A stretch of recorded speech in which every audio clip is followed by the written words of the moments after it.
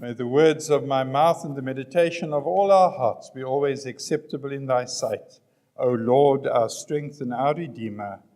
Amen. Please be seated.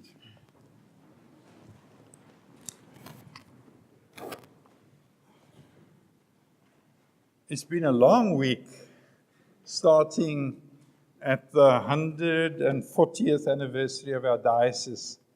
And I don't know who all was at the service. There were a few. There were three of us. And it was a long affair. And though some of us went to St Albans first, and then we got rerouted back to the cathedral. They started at 10:30, and they went on for a long time.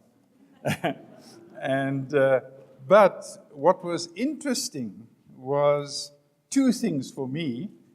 The one was the Archbishop Thabo Makgoba.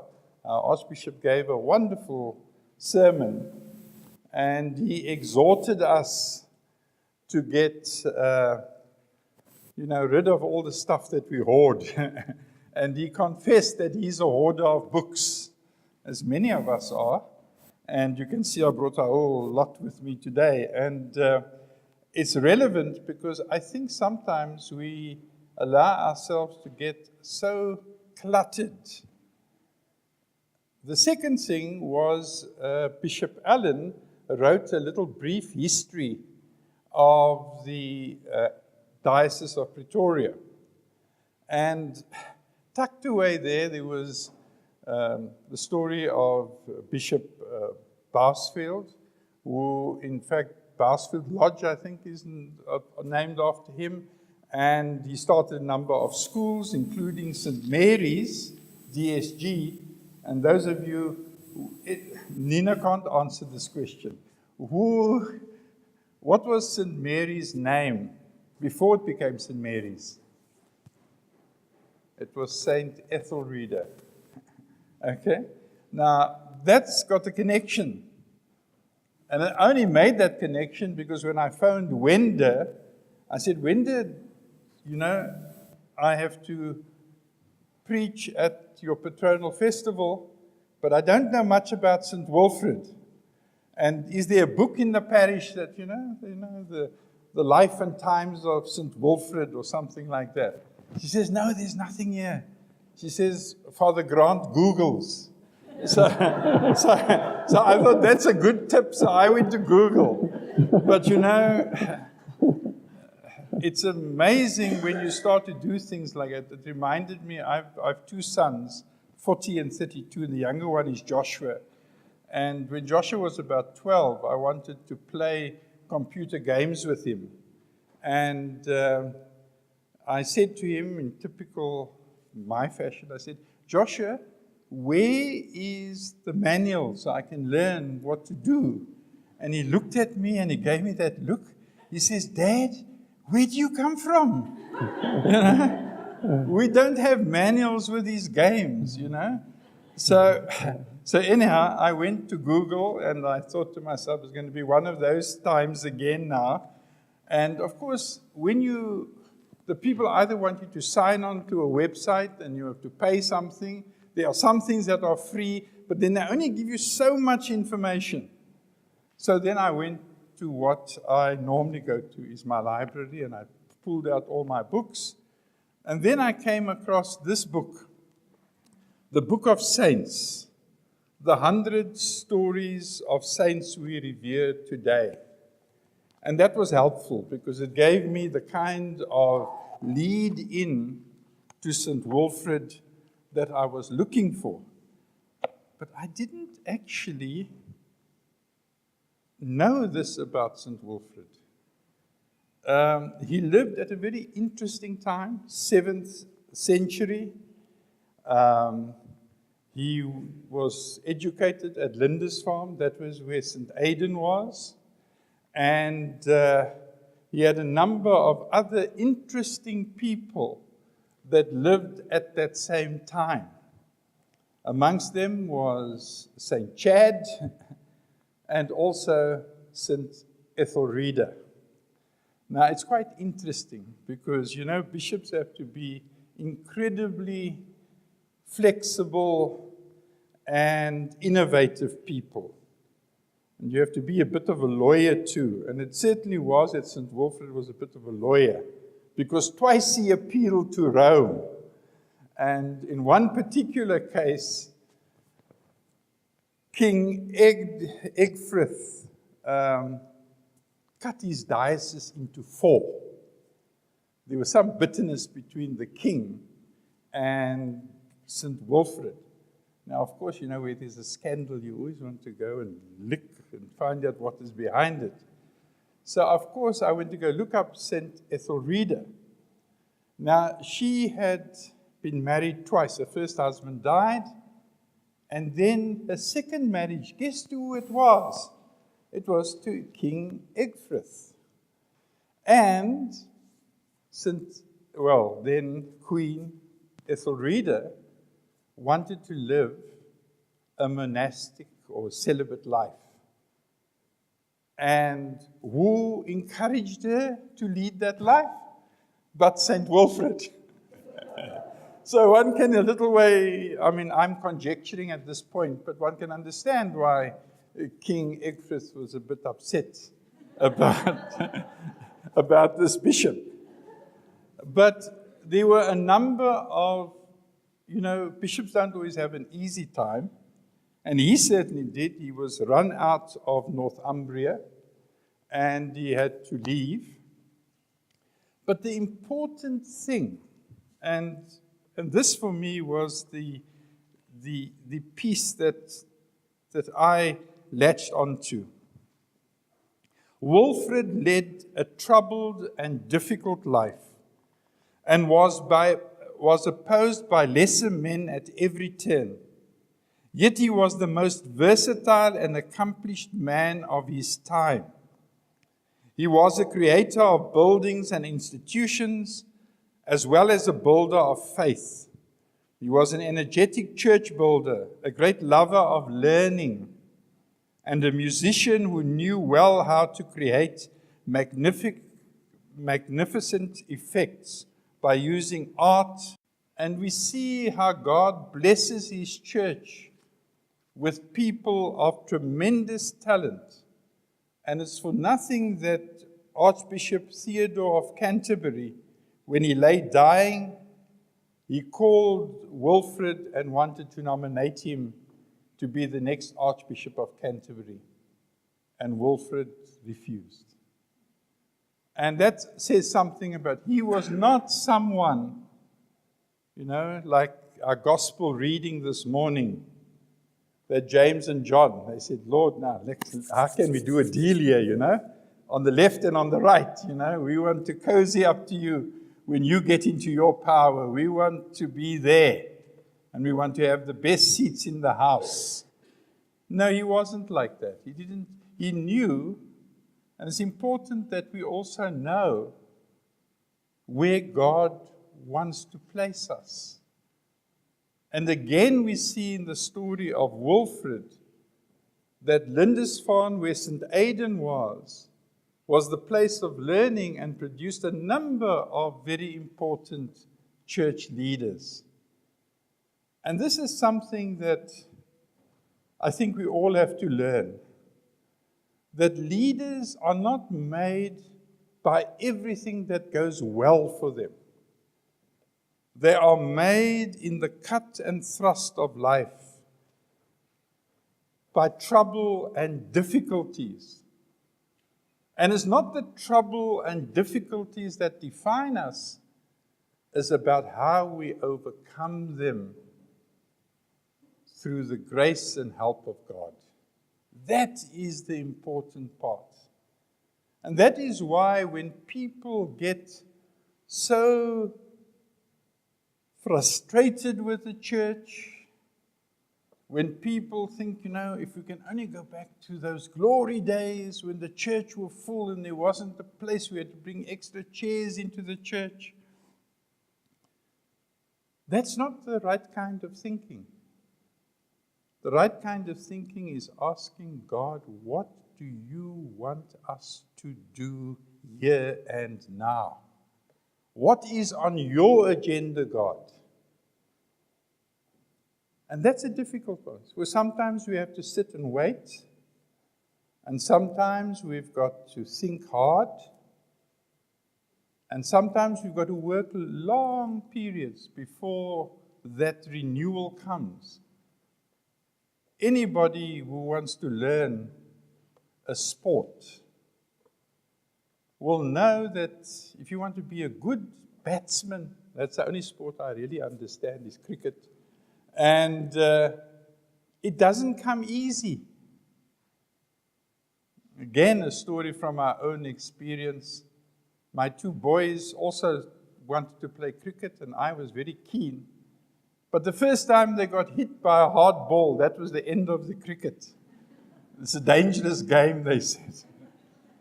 But you have to know that if you're going to learn to be a good cricket player or a good any player of anything, it takes time. And the area where Wilfrid was good at, and the musicians here are good at, that's not my strength, is music. But if you want to learn to play the piano, there's that long period of playing scales and all of the other stuff before you are a musician. And you've got to see that time through. So where are we here in St Wilfrid's? What is God calling each of us to do? How are you going to play your part? How are you going to take that step? And I'm probably preaching to the converted. You come to church, you hear. What about the others who don't come to church? Are you brave enough to go knock on their door and invite them to church? And say, then after church you can have a cup of tea with us in the hall, you know? Or maybe if it's your neighbor, you invite them to a little braai in your backyard. But you slowly start to reach out to tell others about the good news. Sometimes children's choruses have a lot to teach us. There's nothing that God can't do for you and you and you and me. God is there. He's wanting us to join Him in this journey that leads to fullness of life. When I was a child, I was terribly scared of death. I had a real phobia about dying as a child. And in desperation, I spoke to our teacher at school who did the religious instruction. And I said to him, you know, I really, this is terrible. I can't sleep at night sometimes because, you know, this fear of death.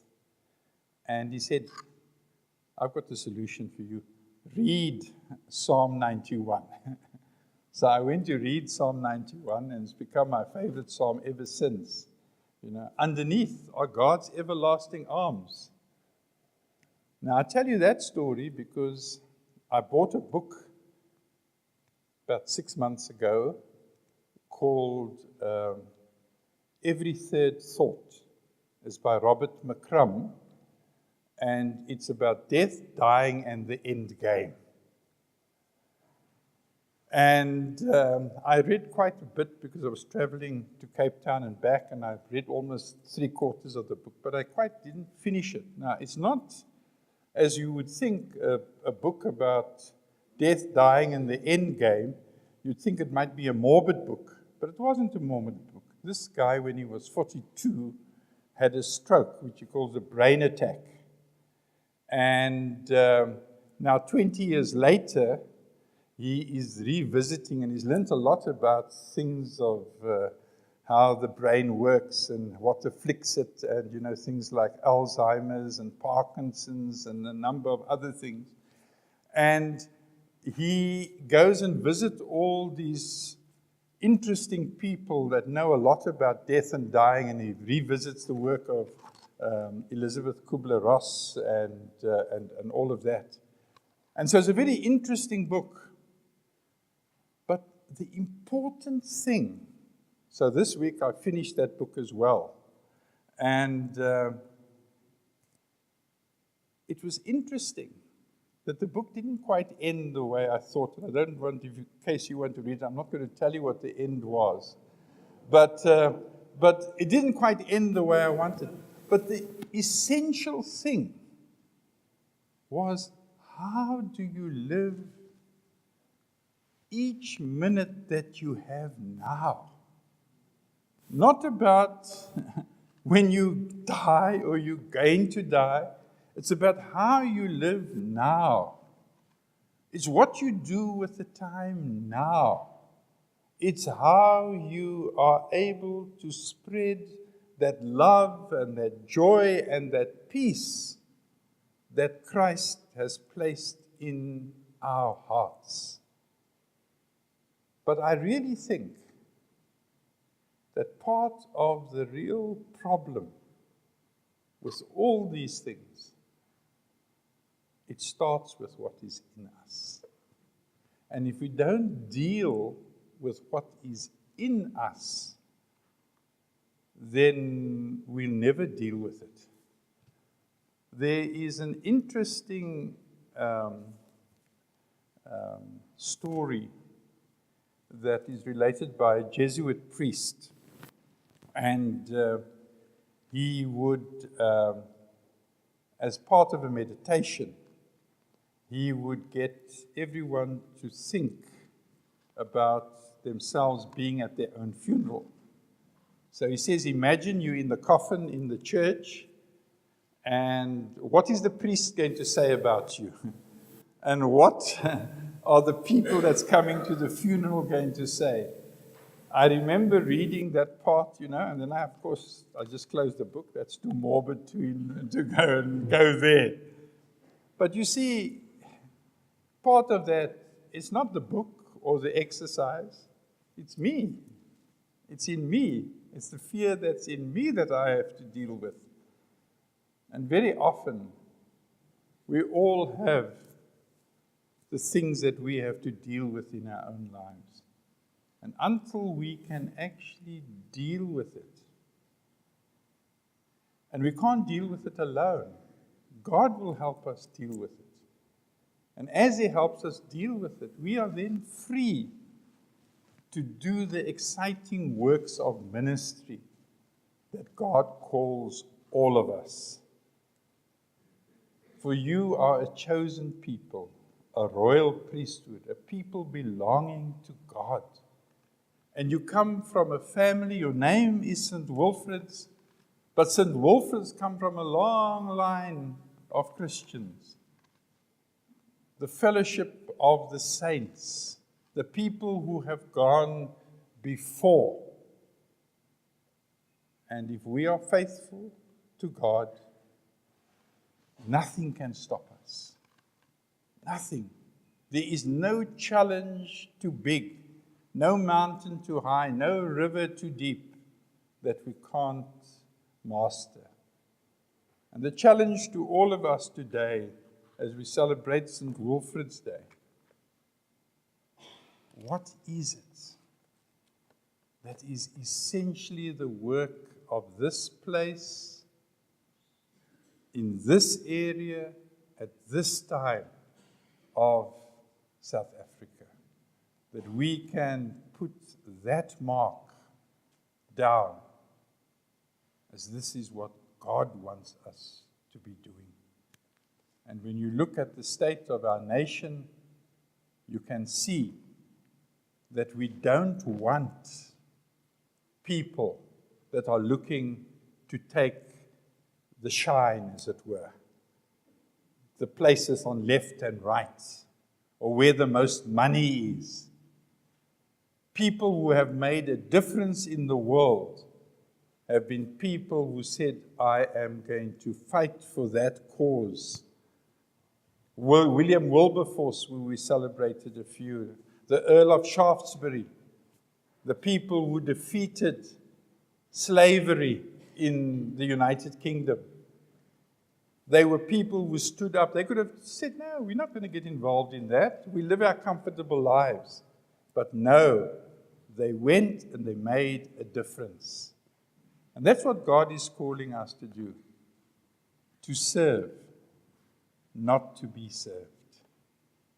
And that is a real challenge, because that goes contrary to all our nature. We all like to be pampered. We all like to be given gifts. We all like to be made a fuss of. But to change that whole around and say, I am here to serve. We are here to serve. That takes a mindset change. And pray God that we may be strong enough, brave enough, but also humble enough to know that we can only do that in God's strength. Amen.